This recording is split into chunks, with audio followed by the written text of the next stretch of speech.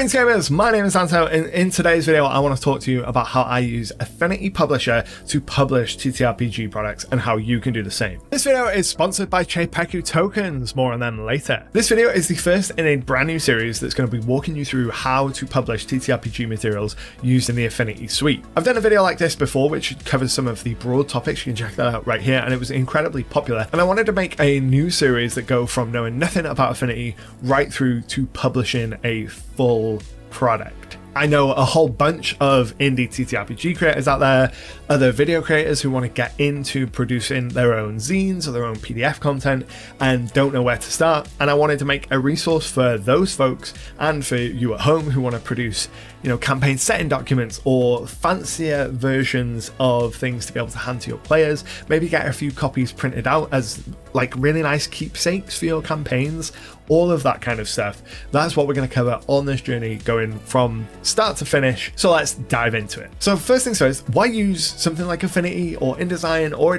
any desktop publishing tool instead of something like GM Binder or Homebrew? Well, first of all, they are much more flexible. They allow you to place objects and items and texts anywhere you like in any size without needing to know any code. They allow you to much more freely add your own visual style, which is also known as trade dress, and we're going to come to that in another episode. And they'll also teach you a bunch of tools about design, but also they're going to teach you how to be better technical writers. One of the things that I talk about quite a lot when I'm talking to other folks in the industry or when I'm talking about doing this job is that it's astonishing how often writing to layout changes the writing. So a lot of people, when they're first getting started, they will just open a Word document or a Google Docs and they'll write till your heart's content because you've got the freedom of that infinite white page. Whereas when you're writing for print, you very much don't have that. You have an established trade dress, you have established columns, you have signatures that you have to meet and a page count that you have to get to, and you're very constrained by the physical medium that you're printing in, which makes a massive difference to your approach on writing, and it will make you a tighter and more succinct writer, and it will improve your writing overall. So then, why use the Affinity suite over the other options out there? For me, it comes down to cost. Affinity is a one-time purchase versus something like Adobe InDesign, which is really like the market leader in the space. The Adobe suite is insanely expensive versus the Affinity suite, which is a one-time purchase. There are three parts to the Affinity suite. There is Publisher, which is what we're mainly going to be using, but there is also Designer, which is vector-based, and Photo, which is raster-based and image manipulation stuff. To use Adobe analogies, they're like InDesign, Illustrator, and Photoshop. The great thing about the Affinity suite is all three programs talk to each other, so you can open the same document in all three programs. You can open design spaces or personas in each of the three programs and do little bits without having to open them, and there's a lot of cool stuff that you can do with the way that they talk to each other that I really enjoy. The Affinity suite contains almost all of the features that the Adobe suite has.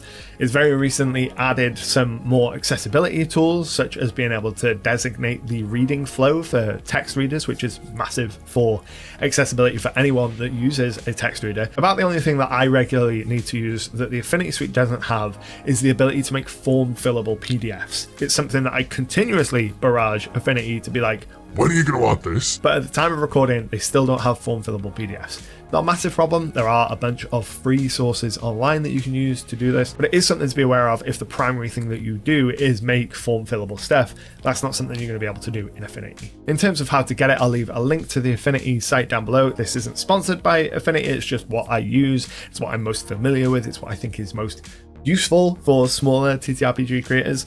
They do have sales a couple of times a year, like they almost always have a Black Friday sale, and they usually have a sale somewhere in the middle of the year as well. So if you hold out, you'll probably be able to get a decent discount from them as well. They do have free trials. I can't remember what the free trial length is because quite often when they run sales, they'll extend the free trials. So they do have a lot of try before you buy and a lot of decent discount options depending on when you're getting this in the year. If you're enjoying this video, go ahead and leave a like because it does really help me out. And if you want to see more TTRPG design and layout videos, go ahead and hit the subscribe button to get more videos just like this one. So the first thing that you need to do when publishing your TTRPG product is set up your document. And I'm going to be spending quite a lot of time talking about this because I think that it's one of the most important parts of the whole process. And if you get this element right, you're going to save yourself just so many headaches down the road. Trust me, I speak from experience. Now, my biggest recommendation for this is always design to print first. What I mean by this is whether or not you intend to print your product, always design it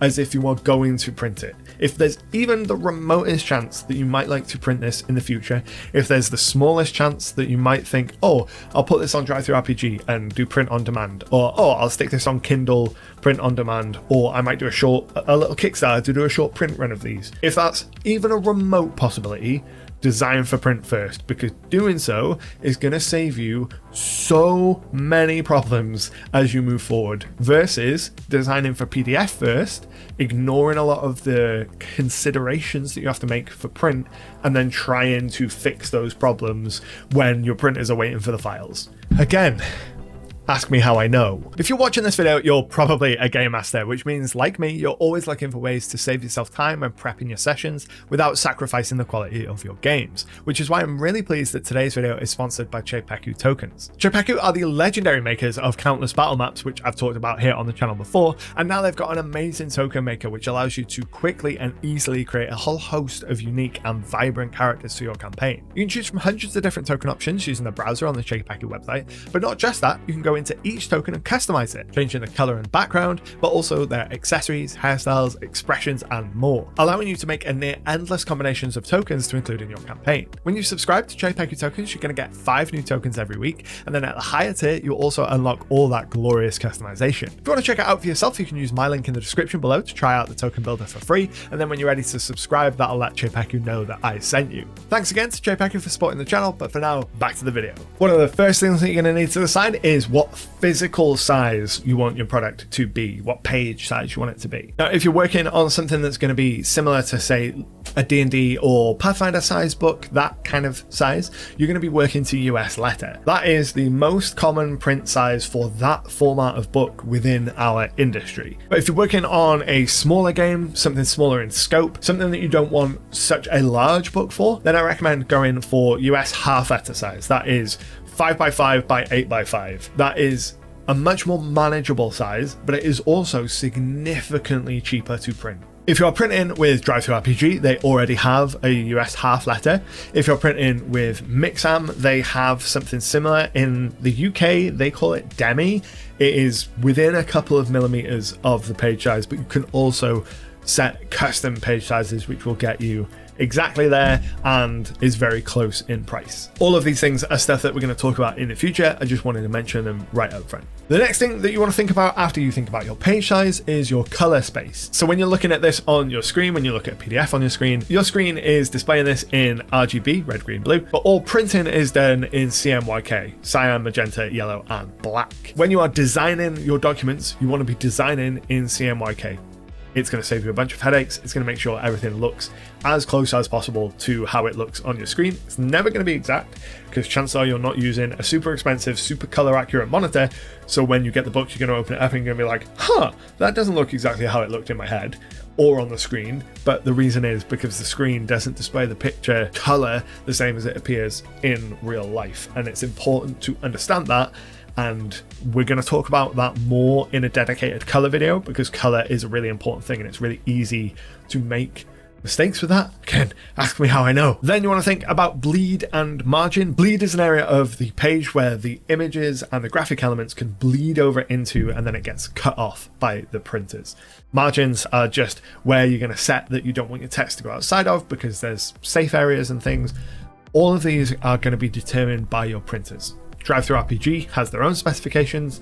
My go-to printer, Mixam, they have a set of specifications. If you're using a local print shop, they're going to give you their ideal specification for these. Most places that use bleed are going to use 3mm, and margins are usually going to vary from printer to printer. I've spoken a whole bunch about this in the video already, but DriveThruRPG has a list of requirements, and I think that it is really useful to go and look at those requirements and follow those requirements as a first port of call. They also have templates that you can download, which I highly recommend you download. Look at the settings in them. Don't necessarily take all the settings in them as gospel, because the settings that they tell you to use and the settings in the document aren't one for one. I noticed that when I was prepping for this video. But the reason I say that is because of all the printers that you are likely to use making TTRPG products, DriveThruRPG is the most awkward. They use the oldest file formats, they use the least quality paper, and they are the most finicky to get right. Most of the services that you'll use are going to use modern things like visualizers so you can see how your product is going to look in print. They're going to give you at least digital proofs of your product, whereas DriveThruRPG, you basically send the PDF into the void and hope for the best, and then a book turns up and literally every page is very visibly and obviously ruined, and you think to yourself, how did the person printing this take this off the printer and go, yeah, that's very obviously okay, ship it. So it's always best to start with DriveThruRPG's specs and try and get as close to them as possible, because if DriveThruRPG will print it, everywhere else will print it fine. But the reverse isn't always true. So before you start writing or doing any layout, let's go over some of the points to give you the strongest foundation that you can have to have a great TTRPG product that you can print and have on people's shelves. A lot of these elements we're going to cover in future videos. This is just an overview to kind of give you an idea of what you're going to need and where we're going to go in the future. The first step is going to be setting up your elements. This is going to be things like setting up your page size, your margins, your bleeds, your columns. Then it's going to be moving on and setting up master pages. This is something we're going to talk about in a dedicated video, how to set up master pages and set them up in such a way to give yourself the best chance of success. Making sure you're set up for things like double page spreads so that you can see how elements are interacting across the spread of a page, so that you can take that into account when you're doing your design work. And setting up your initial pages. So this is like your cover, your interior splash pages, your credits pages, your contents pages, everything that exists from the cover up until the point where you actually get into the content itself, those sort of initial pages. And in future videos, we're also going to cover a bunch of accessibility tools as well. Things like hyperlinking your PDFs to make them super navigatable. So things like making sure your page numbers are hyperlinked, so your contents are hyperlinked, inserting references in the body of text which will update dynamically, so that if you change an element 6 months down the line and 200 pages into the book, that reference on page 7 is still going to behave exactly as it should. And things like tagging images so that it can be read by image readers, setting reading order so screen readers can go through them, like setting contrast levels so you know that people are actually going to be able to see what is on the page in front of them, and a whole bunch more. As I said, this is going to be a series that will continue throughout the year, so if you are interested in TTRPG design from the layout side of things, from the physical production side of things, if you are an indie TTRPG creator or it's something that you're even remotely interested in getting into, make sure to subscribe down below to stay up to date with these videos. If you want to keep watching, check out this video where I go through a broad overview of how I use Affinity to make my books, which will give you kind of a high level overview of this whole process. But until next time, happy gaming.